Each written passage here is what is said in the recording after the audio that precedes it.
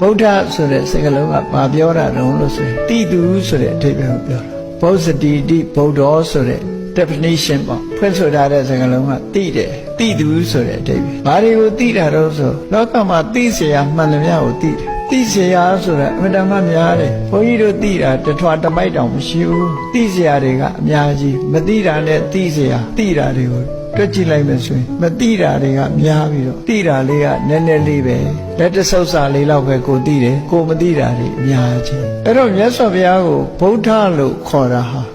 တိစရာတွေကိုအကုန်သိလို့ဗုဒ္ဓလို့ခေါ်ဒီလိုသိဖို့ကလွယ်သလားလို့ဆိုဘယ်လွယ်မှာတော့ကိုသိတာလက်တဆုပ်စာလေးပဲသိတယ်မြတ်စွာဘုရားသိတာကကြတော့လက်တဆုပ်စာမကဘူးအများကြီးသိတယ်မြတ်စွာဘုရားကတခါဟောတယ်တစ်တော်ထဲမှာတိရွက်လေးတွေကောက်ပြီးတော့လက်ထဲမှာဆုပ်လိုက်ပြီးတွေ့လားငါလက်ထဲကတိရွက်ကလေးတွေတောကြီးထဲမှာရှိတဲ့တိရွက်နဲ့ငါလက်ထဲမှာရှိတဲ့တိရွက်ဘယ်ဟာများတော့ဆိုတော့ယဟန်တွေကိုမေးတော့ယဟန်တွေကရှင်ဘုရားတဲ့တောထဲမှာရှိတဲ့တိရွက်တွေကအဆမတန်များပါတယ်တဲ့ရှင်ဘုရားလက်ထဲရှိတဲ့တိရွက်ကဘယ်လောက်မှမရှိပါဘူးအဲ့ဒီတိုင်းပဲတဲ့ငါသိပြီးတော့မဟောတဲ့အကြောင်းအရာတွေမပြောတဲ့အကြောင်းအရာတွေကတတော်ထဲမှာရှိတဲ့တိရွက်တွေလိုပဲအများကြီးပဲတဲ့ငါသိပြီးဟောတဲ့တရားငါလက်ထဲမှာဆုပ်ထားတဲ့တိရွက်ဆုပ်ကလေးလောက်ပဲဟောတာတဲ့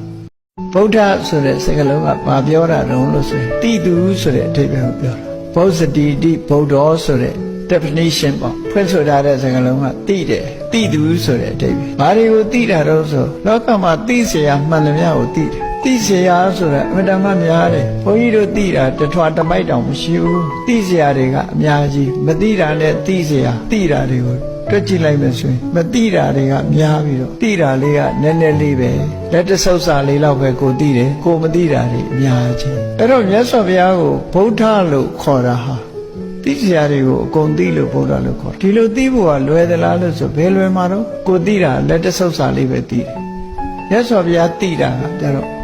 လက်တဆုပ်စာမကဘူးအများကြီးသိတယ်မြတ်စွာဘုရားကတခါဟောတယ်တစ်တော်ထဲမှာတိရွက်လေးတွေကောက်ပြီးတော့လက်ထဲမှာဆုပ်လိုက်ပြီးတွေ့လားငါလက်ထဲကတိရွက်ကလေးတွေတောကြီးထဲမှာရှိတဲ့တိရွက်နဲ့ငါလက်ထဲမှာရှိတဲ့တိရွက်ဘယ်ဟာများတော့ဆိုတော့ယဟန်တွေကိုမေးတော့ယဟန်တွေကရှင်ဘုရားတဲ့တောထဲမှာရှိတဲ့တိရွက်တွေကအဆမတန်များပါတယ်တဲ့ရှင်ဘုရားလက်ထဲရှိတဲ့တိရွက်ကဘယ်လောက်မှမရှိပါဘူးအဲ့ဒီတိုင်းပဲတဲ့ငါသိပြီးတော့မဟောတဲ့အကြောင်းအရာတွေမပြောတဲ့အကြောင်းအရာတွေကတတော်ထဲမှာရှိတဲ့တိရွက်တွေလိုပဲအများကြီးပဲတဲ့ငါသိပြီးဟောတဲ့တရားငါလက်ထဲမှာဆုပ်ထားတဲ့တိရွက်ဆုပ်ကလေးလောက်ပဲဟောတာတဲ့